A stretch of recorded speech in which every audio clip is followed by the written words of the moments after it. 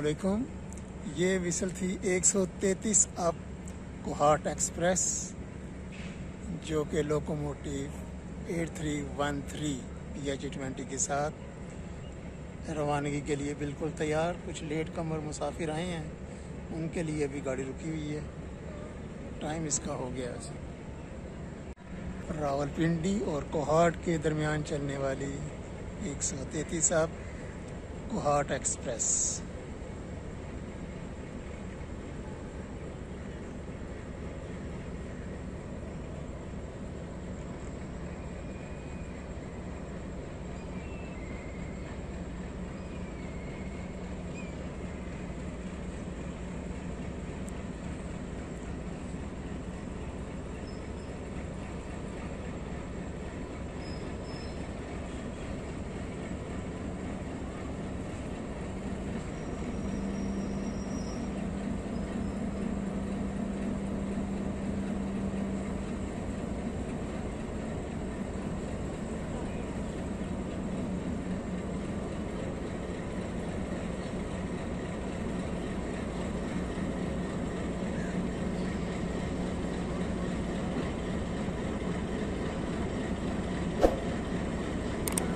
दोस्तों, वीडियो भी देखिए, और अगर अभी आपने चैनल सब्सक्राइब नहीं किया तो चैनल भी सब्सक्राइब कर लें।